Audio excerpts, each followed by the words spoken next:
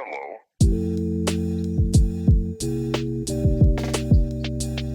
1, 2, 3, 4. I declare thumb more. 5, 6, 7, 8. It's the Greater Mythos Podcast, a very unorganized podcast where we talk about gaming, movies, everything in between. I'm Josh. You are also Josh. It's a Friday night. It's a Friday night, right? It certainly is. Have you ever had a Friday night like this? Not really, for a multitude Okay. of reasons. Oh, Well, care to share?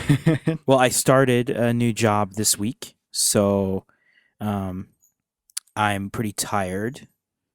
This is the first weekend of the work week, so I'm excited. Yeah, very big deal. And then also, this is pretty exciting for you because Oh my gosh. I got an entire episode dedicated to my favorite series, and then I tasked you Yeah. with choosing one for yourself, and you Yeah. chose Splinter Cell.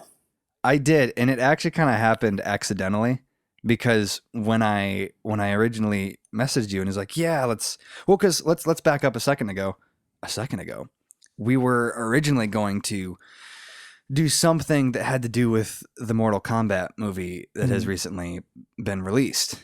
And at one point I shared this with you, at one point I was like, yo, I'm going to watch Mortal Kombat from 96 or whenever that came out. I'm going to watch like the animated one or whatever it is. And in preparation, because I've played the games a little bit. I haven't, played through any of the campaigns or I'm not up with any of the lore.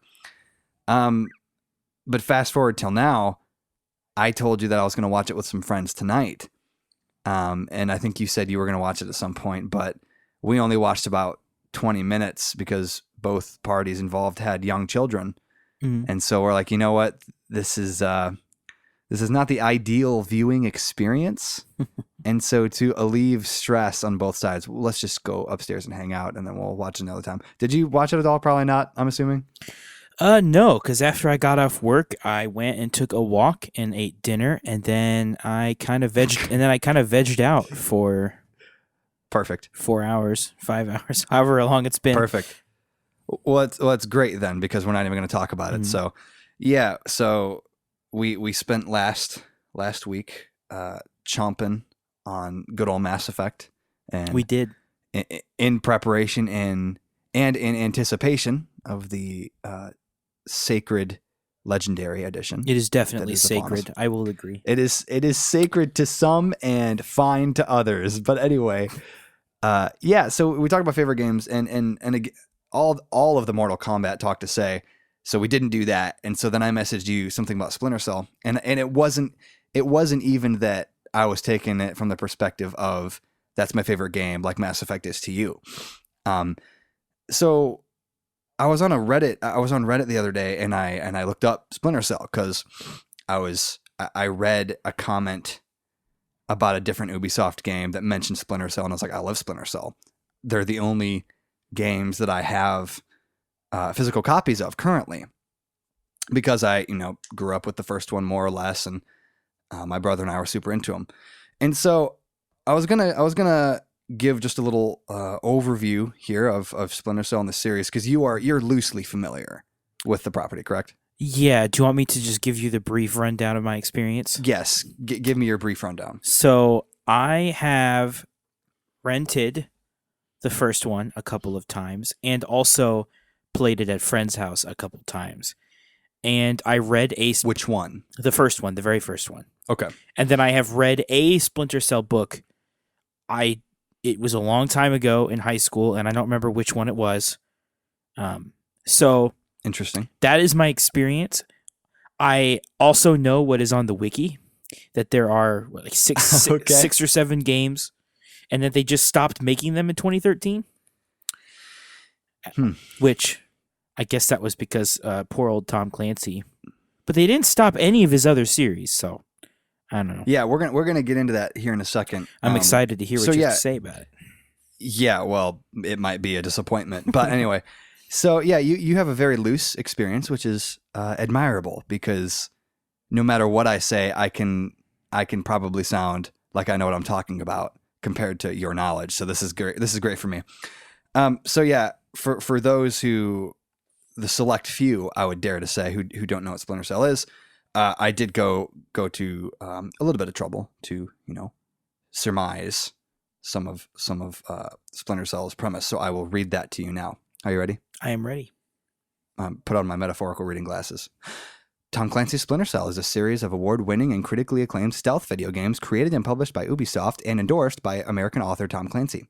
The series centers around Splinter Cell agent Sam Fisher, a highly trained field operative of Third Echelon, a top-secret NSA initiative. Sam Fisher is in the Splinter Cell program, a covert operations program created a Black Ops project and training program created by Third Echelon. I don't think that was a coherent sentence. The Splinter Cell program produced and deployed units of highly trained forward operators as the ultimate intelligence gathering force, with the support of a cutting-edge technological team to retrieve information through traditional espionage techniques, but with 21st century military technology.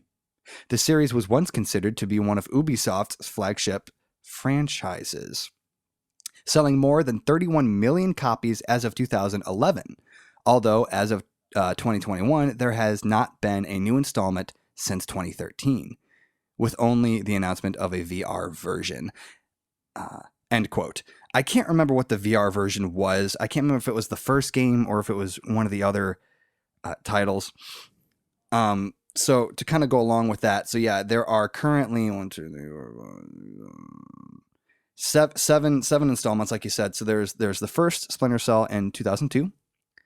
There was the second Pandora Tomorrow in 2004. The third Chaos Theory in 2005. The fourth Double Agent 2006. And then there was Splinter Cell Essentials, which was a PSP exclusive that also came out in 2006. And I can't remember exactly what the premise of Essentials was. I think it was some sort of spin-off of Double Agent. I could be wrong, but I think it was connected there somehow. Followed by Splinter Cell Conviction in 2010. And the most recent installment of the mainline series, Blacklist, in 2013. And so this is kind of where my gamer card might start shaking a little bit in its boots. I can't remember if all of the games follow one linear story. I know that they are connected in some ways. But for an example, at the end of Double Agent from 2006, your handler, for lack of better words, Lambert, who is always the guy in your ear, kind of doing the director thing. Spoiler alert for Double Agent from 2006. At the end of the game, you have a choice to either kill Lambert or to spare him because you're deep undercover, Double Agent, all that good stuff. But I think that regardless of what you choose, the game or the franchise goes on as if you chose to kill him because you still had to be deep undercover in the terrorist organization that you were in. So to kind of hop around a little bit here, it was one of Ubisoft's flagship French fries. Someone's hungry. Yeah, I know, right? Flagship franchises. But yeah, like you said, so ever since 2013, when Blacklist came out, which was, I think safe to say, a soft reboot, because Lambert's still gone, but Michael Ironside, actor of actor fame, was the voice of Sam. He was replaced by Eric Johnson. I'm not familiar with his other work, because I think at the time Ironside had like lung cancer or something like that. I can't remember. So it was kind of like a soft reboot. They built it off of a new engine. I mean, even Conviction was a different engine and a whole different play style. Conviction was, they still had stealth elements, but it was more of a aggressive kind of play style, and you could still be sneaky and all that. But so ever since 2013, the Blacklist, last main entry, Sam Fisher specifically has made appearances in Ghost Recon Wildlands. Ghost Recon is also a Tom Clancy property. He's also been in Ghost Recon Breakpoint. May it rest in peace. Tom Clancy's Rainbow Six Siege. He is now an operator in Siege. And then there was also I can't remember what it was called, but a Tom Clancy like mobile game that came out within the past, I think, year. I think we might have mentioned it early on the podcast. It was just like a mobile game of all of Tom Clancy's heroes put together, and then like they, I don't know, do somersaults together or something. So yeah, I say all that to say that it has been Splinter Cell has been on a hiatus for the most part since 2013 when it comes to main entries, quote unquote, in that world. And so the whole reason that I kind of wanted to dive into this a little bit was because I mentioned earlier that I saw a comment that mentioned Splinter Cell on a different video I was watching or whatever. And the comment said something to the tune of, why does it seem that Ubisoft is kind of keeping Splinter Cell close to the chest these past several years? There's been, whispers and rumors about, something in the works when it comes to a mainline game, but nothing has been confirmed. Again, Sam showed up in Wildlands and in Breakpoint with Michael Ironside as the voice actor, by the way. So the original guy, which was pretty sweet. But nothing else has been, confirmed. And so someone replied to that comment. They said something to the tune of, they're just waiting until they can do something novel with it or whatever. And I know that was a whole lot of rambling I just did, but all of that to come to this point, which was a question that I wanted to pose to you when it comes to Splinter Cell, a more or less dormant series over the past couple of years. The question is, what elements have to be present in order for a long-time dormant franchise to return and be successful? Because one more thing, they could, Ubisoft could just bring it back and do a cash grab and just, here's your Splinter Cell, here's your stealth mechanic, whatever that is, and then maybe the story's garbage, maybe this, that, the other. So any thoughts there? Well, in terms of successful, I guess there's two answers to that. What do you mean by successful? So there could be financially successful. Sure. Or there could be critically successful. And I think a lot of times these days those are exclusive successes. Sure. A lot of times when companies follow the money, they lose the fans. And a lot of times when you have a diehard fan base, you're not always the most popular. But I do think that if they go down the Rainbow Six Siege, where the multiplayer becomes a big focus, that could draw in the modern crowd. I just hope they don't make a battle royale, but I feel like that would... Oh, stop. That would be... Wash your mouth out with soap. Yeah, that would be like the financially successful move to make a BR with a bunch of microtransactions in it and just throw the Splinter Cell tag on there and then sell a bunch of copies. But if they've got the original voice actor back, you're going to have the diehard fans who are going to buy it. So I think that you're going to have at least marginal success regardless of how they do it, just for the name. Sure. But if they want to get Fortnite big, if they want to get Fall Guys big or Among Us big, they need to hit the streamers and they need to hit mainstream.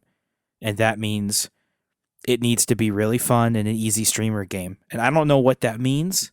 Maybe just get streamers into it. But that's how you get your game big these days. It a lot of the biggest games in the last decade have not been AAA. They've been indie games where a popular streamer found it, and now it's the most popular best-selling game of all time. So that's one way to do it. But like I said, I think they're fine either way, right? I think just having the name, they're gonna have people buy the game. Like you're gonna get it, right? I mean, either way. Oh, most definitely. So I mean, it could be hot dumpster trash, but I mean, I would throw my $60 at them. 70, I guess now since next gen. No, it's interesting that you mentioned the streaming aspect because also I know that successful can be subjective and all that good stuff, but Splinter Cell has always been a more narrative driven game. I think they introduced their multiplayer component. I think it was Spies vs. Mercs in, I think that was Double Agent. I don't think it was Pandora. You know what? No, I lied to you. Pandora Tomorrow, the second entry, they introduced Spies vs. Mercs, which was their online, approach. Mm-hmm. But I was just going to say that it's always been a more narrative-driven franchise. Blacklist had its own multiplayer too, but so when it comes to streaming, I guess I'm thinking about games like The Last of Us and even God of War, games that are more narrative driven. People still stream those because they're big titles and mm-hmm. people are interested. But when you compare it to a Fall Guys and or Fortnite, the streaming numbers are different for valid reasons. Um, so yeah, I'm just some diarrhea thoughts there. Yeah, I mean, a lot of times streamers end up picking up games that are simple, don't take a lot of brain power, so they can, interact with chat, or at least that's what they claim. But and the simple multiplayer games just you get the young teenagers to play, you get the kids to play. Like Among Us, hit every demographic. So Fall Guys hit all. Right. I mean, but like you said, God of War, Horizon Zero Dawn, Yes. PS4 Spider-Man. These games that were single player focused ended up getting an audience and getting decently big because streamers picked them up, and of course they were name brands anyway, so people were going to play them. So there's that. I think Splinter Cell will be fine. Rainbow Six Siege still has a pretty cult following of people who play it all the time. For sure. And it was big on Twitch for a while, and I feel like it will be this if they do something similar for the multiplayer for this one. I was gonna say Siege is still going strong to my knowledge. I mean that turned into a pretty substantial esport thing. So I know only I can kind of lend an answer to this question, only because I'm a little bit more versed in the world that is Splinter Cell. The question of, okay, well, what are some pitches or ideas that Ubisoft may be coming up with now, or could think about as far as where would they go? I'm so glad you asked, Josh. I'll answer that for you. It's interesting though, because like I said, Blacklist, the most recent entry in 2013, was a soft reboot, and Conviction back in 2010, the one before that, we more or less were with Sam at an older age, and kind of it was kind of the classic tale of the U.S. spy. The government turned their back on him, and he's being burned, and he's having to deal with that aftermath. And so, oh man, as I'm thinking about it, I guess I don't know where I would want it to go. I don't know.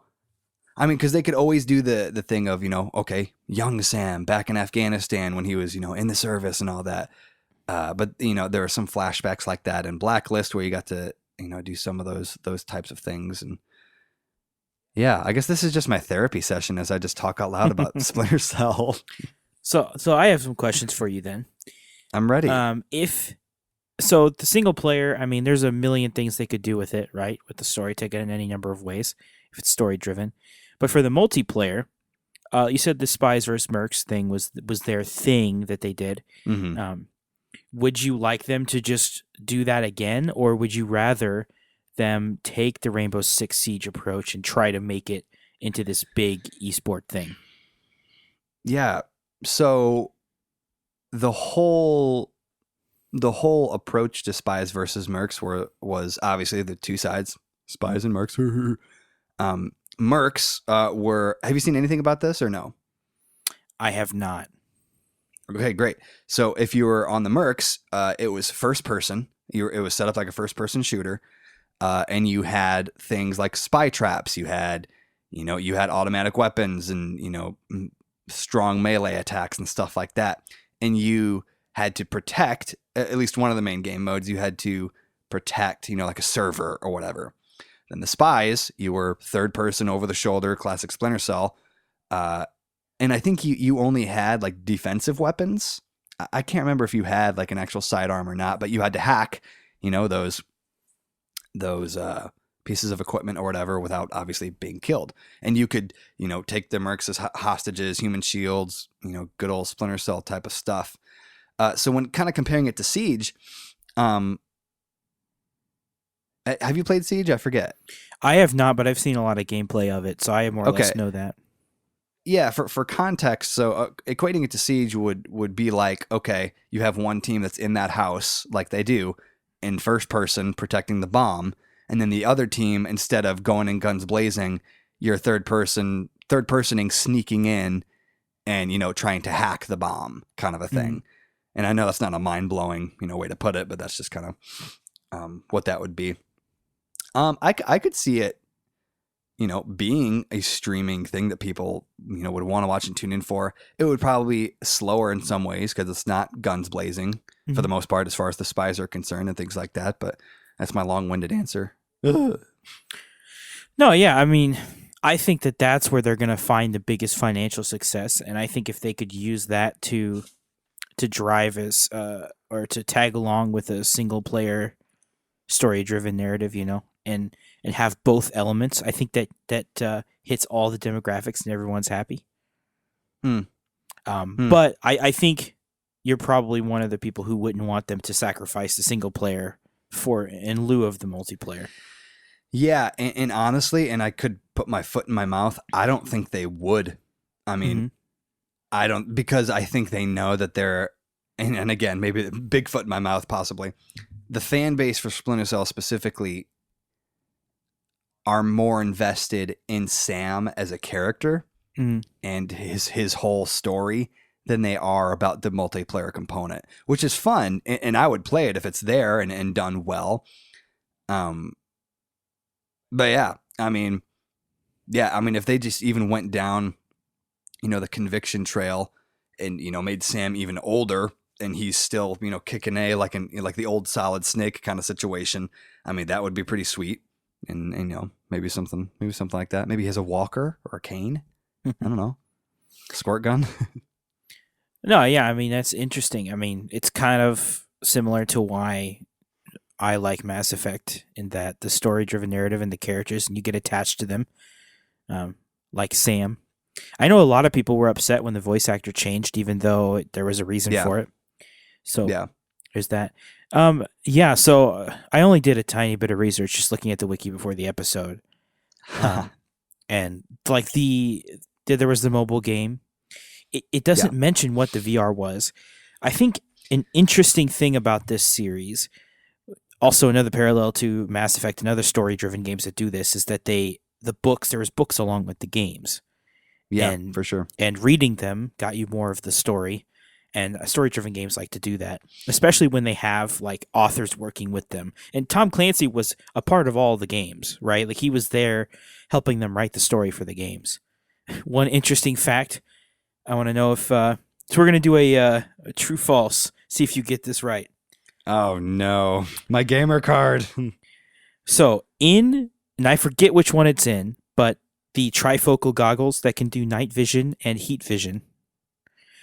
True or false? Tom Clancy was against the idea of those goggles. This is a very random fact. Yeah, interesting. Because, should I talk it out or should I just answer? I think you should just answer. It's okay if you don't get it right. This is like a very minor fact that I. Yeah, I know. I'm gonna say true. That he was against it. Yeah. You're correct. Yay. Okay. Yay. Hooray. Well, and my reasoning is, thank you for asking. Let me tell you why. My reasoning is that although the night vision goggles or the sonar goggles, whatever you want to call them, they're iconic as heck now. I can totally see that being something that was added in for the flair of a video game. It was as opposed to like Tom Clancy being like, and Sam Fisher has trifocal goggles, Yeah, I think that was part of it. They wanted it because it ended up becoming iconic, so it was the right move. Absolutely. But Tom Clancy didn't like it because the idea of having heat, infrared, and night vision on the same set of goggles at the time was impossible and didn't exist. Come on, Tom. Think of the future. And they said, yeah, but we need him to have both for the game because he uses both in the book, but it would make it a clunky system of having to switch goggles in the game. Right. So they said, please just let us do this. And so he agreed. And it's become a very iconic part. I just thought that was interesting. I learned that today. Yeah, and he made so much money. He did. Boo-hoo. In fact, his estate has been trying to sell his home, his 560-acre land, with a massive 24-room mansion. So, I mean, it's definitely paid off for him. Books, games, movies. Great. And even some comics, apparently. I don't know if they're... I've read the comics. So... Or one of them, at least. It was, what was it called? You talk. Sorry, go ahead. Let me bring this up. So, I mean, with that, you just hit every single entertainment medium, and bam, there you go. You'll hit your demographic somewhere. It was called Splinter Cell Echoes. Sorry, go ahead. So, Splinter Cell, was kind of Ubisoft's answer to the Metal Gear Solid games. Sure. Now, the books had already existed, but they chose that and Right. Tom Clancy because there was a name to it and it was safer.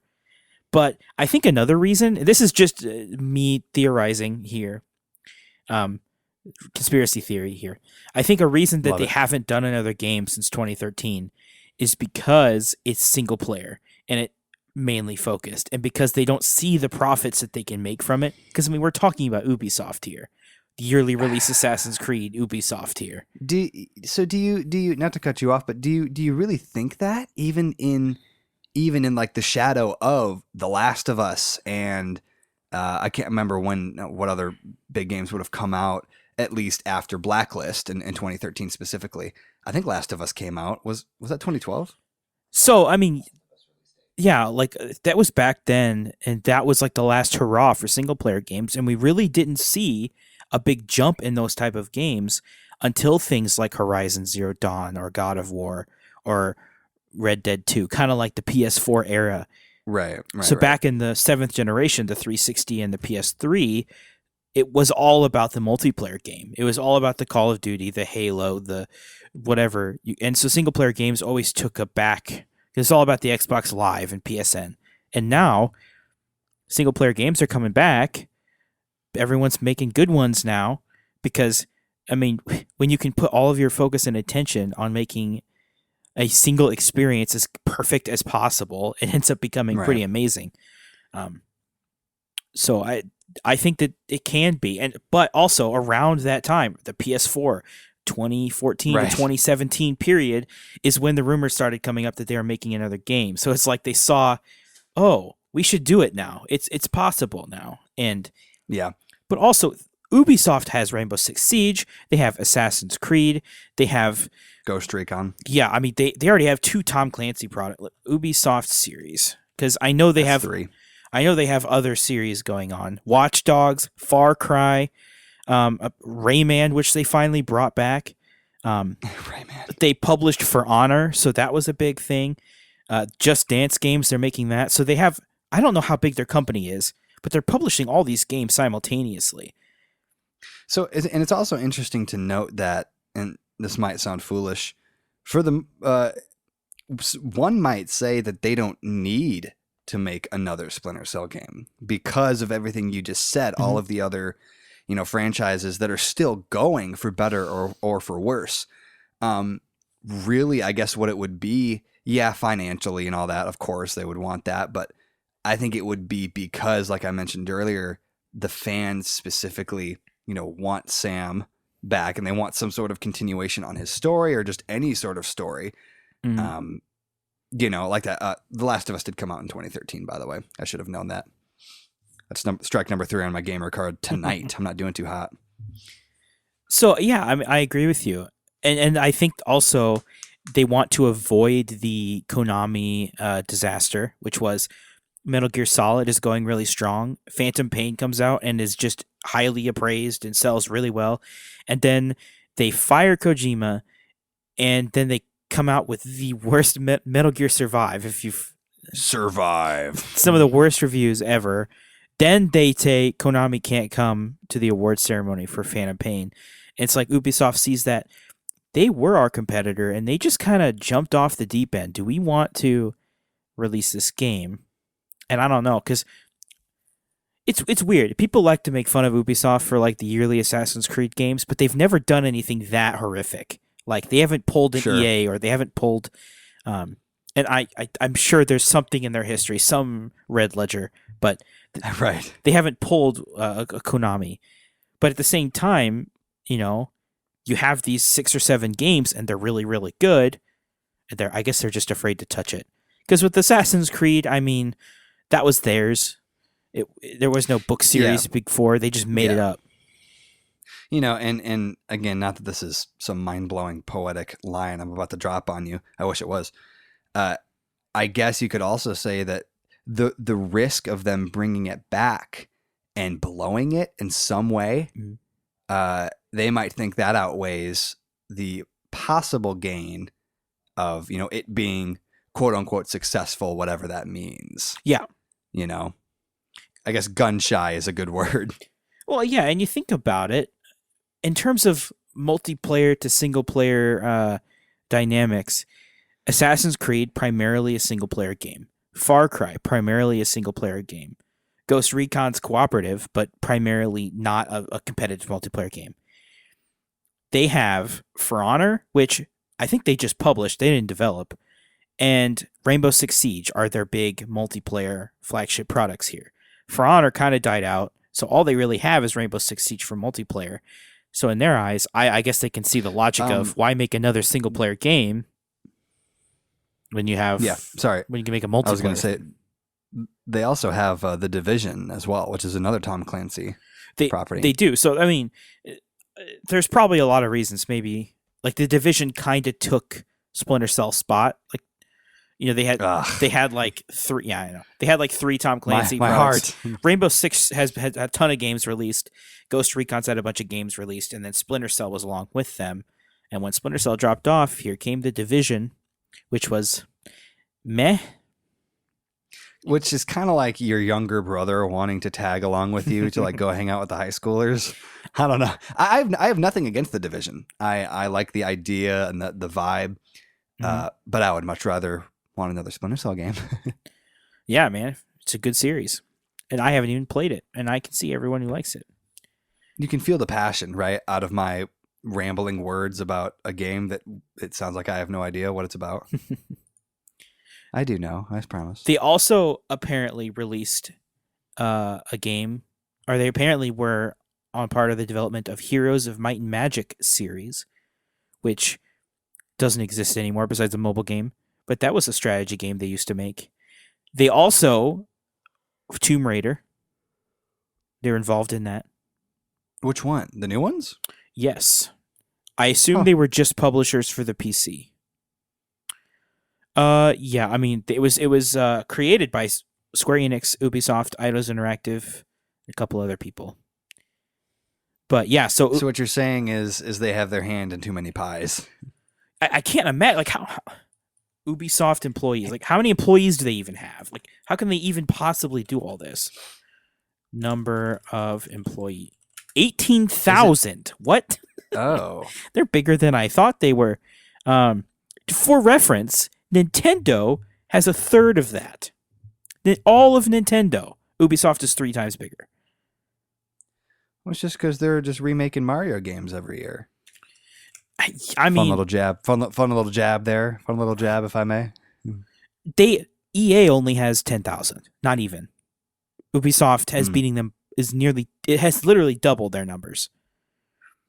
Put it in perspective, my favorite studio for Mass Effects, BioWare, has 320 employees. Oh, yeah. Do they have more than Activision? There's no way, because that would be just insane. They do. Okay. You gonna be all right? You're having a conniption over there. Activision Blizzard. So this is all of Blizzard. All of Activision has 9,500. That's wow. And okay, this will tilt you a little bit. King, the people who make the Candy Crush, they're actually a part of Activision. Has more employees than Infinity Ward, Treyarch, and Sledgehammer combined. The people who make Call of Duty. More people work on the app than on Call of Duty. Just let your head wrap around that one for a little bit. I'd rather not. Anyway, random tangent. So obviously I'm wrong. Ubisoft has 1 million employees and they can make any game they want. But I mean, seriously, they have like 20 IPs and they're all ongoing as far as I can. Like even Raving Rabbids, they made a Mario game. Mario and Rabbids. Like even that is still going. Like what? And they made a new Anno game. Yeah, I mean, and we could. We don't need to keep beating the Splinter Cell dead horse, but I guess I think it could be as simple as, you know, when they put out Blacklist. Blacklist, to my memory, was fairly well received. Yes, it sucked that Michael Ironside wasn't the voice, but again, I think it was for health reasons, so that was understandable. The new gameplay was fun, and I would suggest you look up gameplay of Blacklist when we end tonight. But I think it's safe to say that they temporarily ended on a good foot, and so I think it could be as simple as saying that, well, they don't want to do too much of a good thing. The good thing being Splinter Cell. Mm-hmm. And then, that's kind of wrapping all the way back to the question of, okay, so when/if it comes out, what are some of the things that they would want to shoot for, to just to do good, do good. We all want to do good. So, an article released on the 14th of this month, so not too long ago, entitled "Ubisoft Needs to Come Clean About Splinter Cell." Everyone is demanding to know. Apparently, there was like a rumored Netflix TV show last year, and I don't think that ever happened. It was supposed to be an anime, I'm pretty sure. Anime Splinter I could be Cell? losing my marbles, but I'm pretty sure it was supposed to be an anime. Okay. Also, I remember years and years and years ago, there were rumors of a movie of Splinter Cell being made and Tom Hardy playing Sam. Tom Hardy. I could have pulled that out of my butt, but I'm pretty sure that was a thing. Wait, how long ago? Years. I mean, again, I could be having just a fever dream, but I feel like that was a thing. It'd be interesting. I could see him playing it. It's like for this series and for Ubisoft, it's obvious that they keep, every time someone asks them at any event or all the interviews, oh, we've got people working on it, or we're talking about it, we've got something in the works, don't worry about it. Right. And they've been saying that for 8 years. So either they just don't know what they're doing, or some massive project is in the works. Whatever the case, it's obvious that they don't have a pressing need to bring this IP out. It might just be that they're waiting for some kind of horrible financial downturn to like pull this trump card out. Like, look, we have Splinter Cell. Yeah, that would be unfortunate. Mm-hmm. But also, again, if it was still a killer game, then who the heck cares? But at that point, you got to think, man, that probably wouldn't be at the top of the board as far as making a killer story as opposed to just paying the bills. But if they've been slowly working on it, just like slowly building stuff up so they actually have some foundation for it. Surely they've had to been at least storyboarding something. Yeah, I mean, I'm sure something happened. There's no way they just completely ignored the series. But it's interesting. Looking up, I'm seeing screenshots of Blacklist. Yep. I mean, and even if you just watch the, and you can do this on your own time. In fact, I demand it. Look up the like, I'm not sure if it's the launch trailer or just the trailer in general to Conviction. Real good stuff.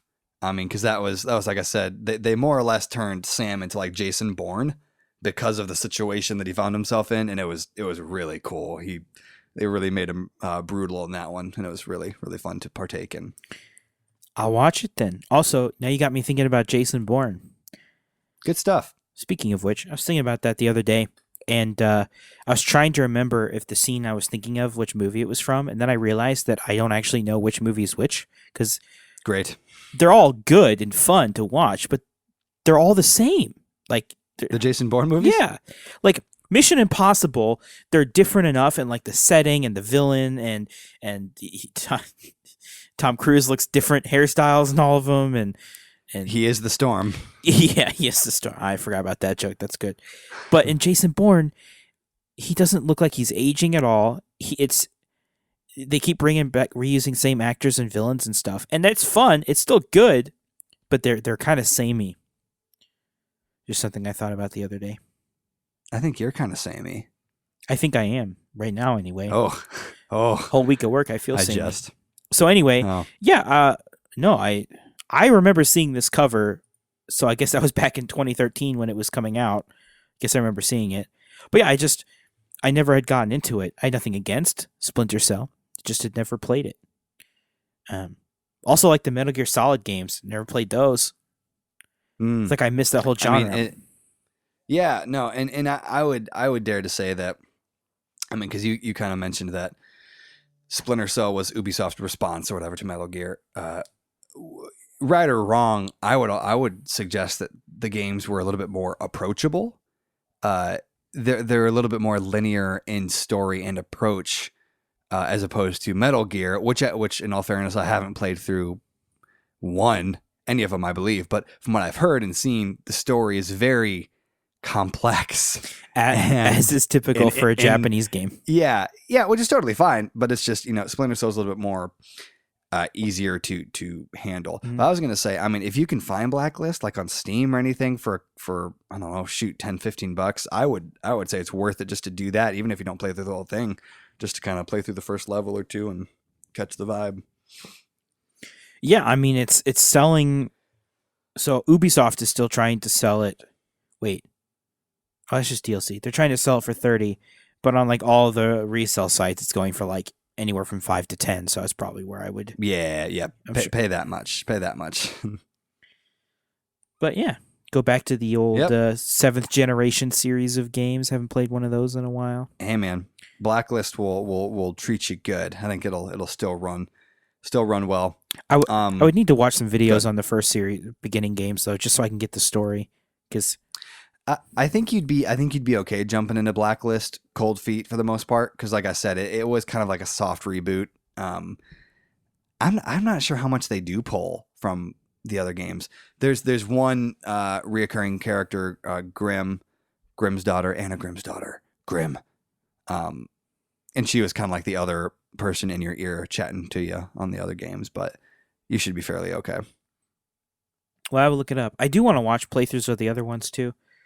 Those other ones are a little dated to play right now, but who am I? I play dated games all the time, so I'm about to play dated game.